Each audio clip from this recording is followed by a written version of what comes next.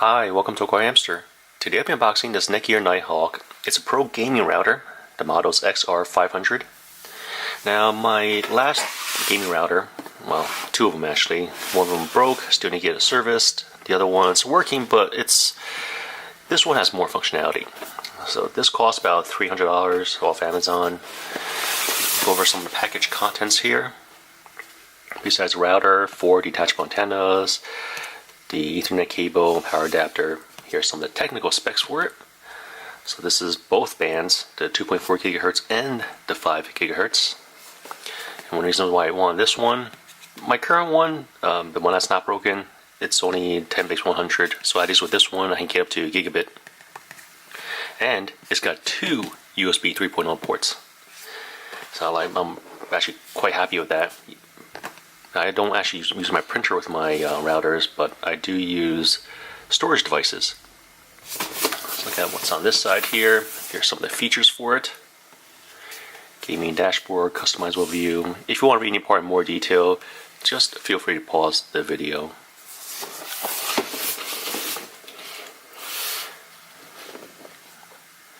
And lately I've been playing, well, before this week I'm playing a lot of Sea of Thieves. And let's open this up here. As for my Xbox One, yeah, that's another story. Someone else has it right now. We have a Quickstart guide. Just first take everything out first. There's the router main unit, the 4 antennas, the power adapter, 1 Ethernet cable. And that's it. Yep, that's it.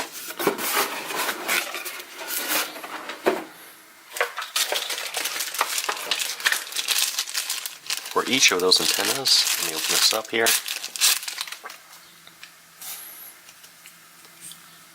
The screws on. Put this to the side.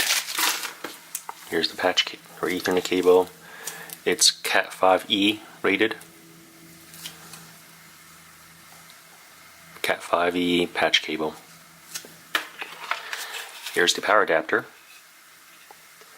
It is universal. Inputs at 100 to 240 volts. Outputs at 12 volt, 3.5 amps. Connector for it.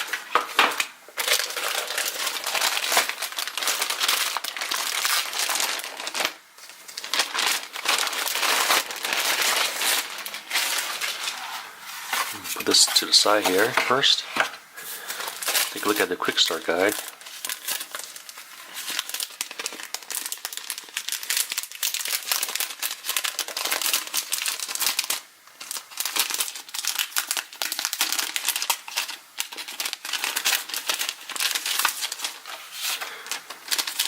We got a Nighthawk sticker, pro gaming sticker.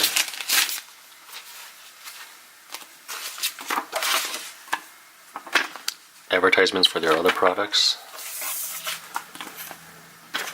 And for this Quickstart guide, if you want to read any part more detail, just pause the video.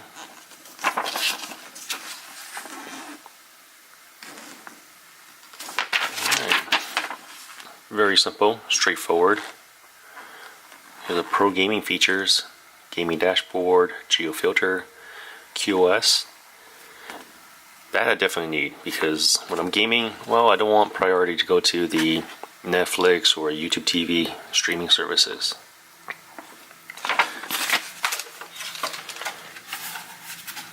All the password information, the default information is all printed on this sticker right here. A number of LED indicators on the front, the bands, the guest Wi-Fi, USB 1, 2, Ethernets 1 through 4. I like how the LEDs are right over here, because a lot of times this is on the shelf. A lot of the other companies, they place the LEDs on top. The 2 USB 3.0 ports. Nothing else on this side. Then we got the antennas. Antenna number 3, 2, 1, and 1. The LED indicator, I can turn the LEDs off if I wanted. Reset button. Then here's the internet. There's the Gigabit Ethernet ports, DC input, and a physical power button. All the information is printed on the bottom here as well, right over there. Then also on top we got the Wi-Fi on off and WPS button. Alright, let me just connect the antennas here.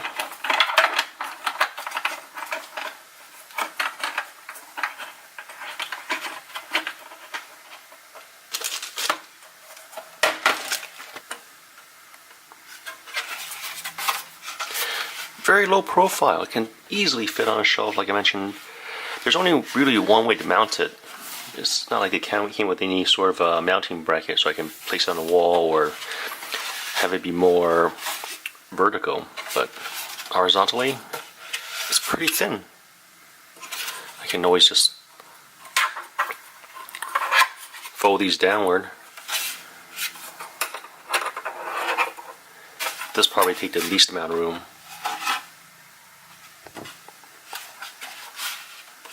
It's like the size of a notebook. There's the cooling vents. There's a lot of open air in it. I can see right through it. I'm going to power it up for the first time.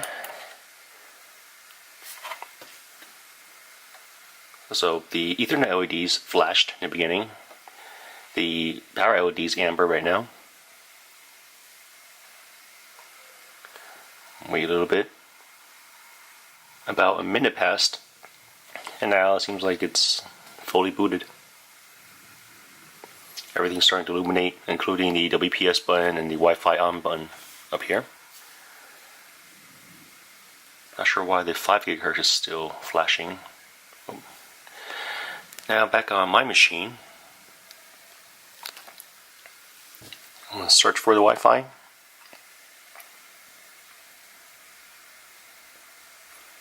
Looking for Netgear, this one right here. Oh, now it's this one right here. I'm just going to put in my password. Just place the password in.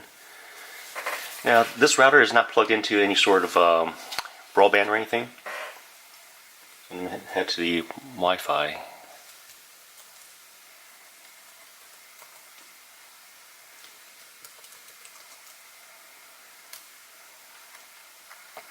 The address I went to is 192.168.1.1.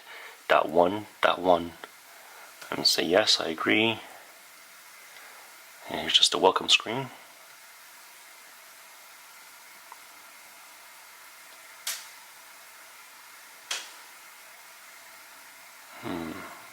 I'm not connected to do I want to install it. Let me see if I can hook one of my other cables up here. Be right back. I plugged one of my range extenders on the back for the WAN port, and now the internet LED is currently amber. Let's see if it changes color and give it about a minute. It's been a minute and the LED is still amber, so I'm just going to resume the configurations here.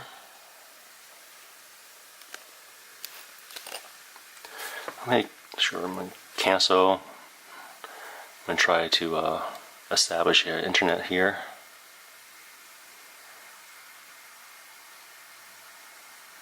Sure, I'm going to try to see if I can go back.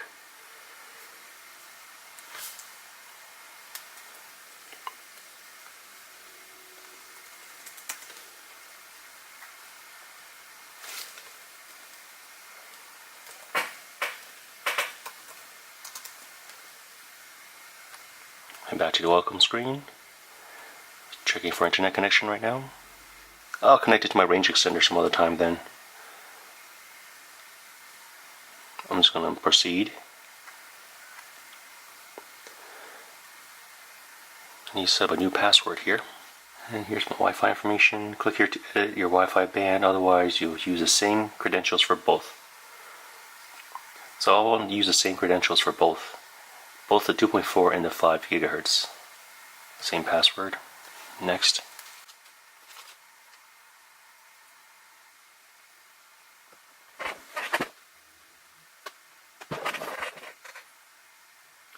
Alright, it's complete.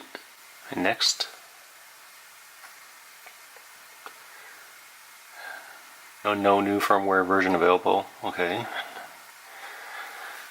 It's good thing at least they can check for me.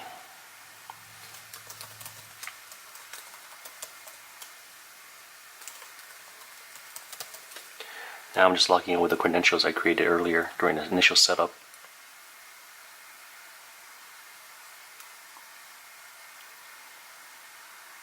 Here's their Duma OS. I haven't seen this OS yet. I'm just going to browse around a little bit here. As for the interface, everything is very straightforward. Nice menu system on the side over here. It shows my network map. Here's a network monitoring.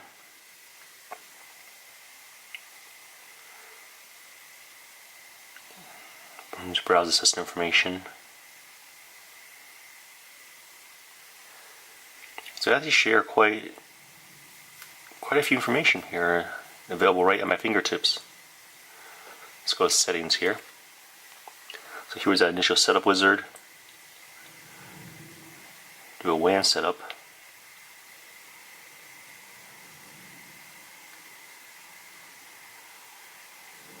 If I ever need to change my wireless information, I can always just come back to the wireless setup here.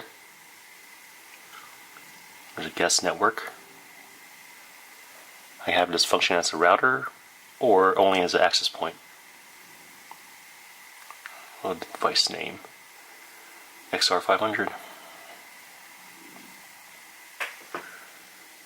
And monitor traffic, set monthly limits. Here's some statistics, connection status.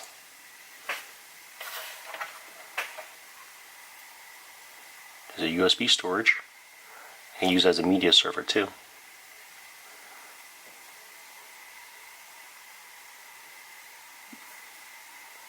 There's an information page.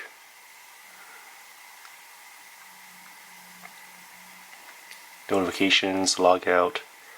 On the upper right hand side, I'm going to change the language. The initial setup is simple, straightforward, nice, clean interface. All the options I'm accustomed to, it's in here. Now I just need to take some time and play around with their quality of service settings. So stay tuned. If you guys have any questions, comments, suggestions, feel free to contact me. Thanks for watching AwkwardHamster. Bye.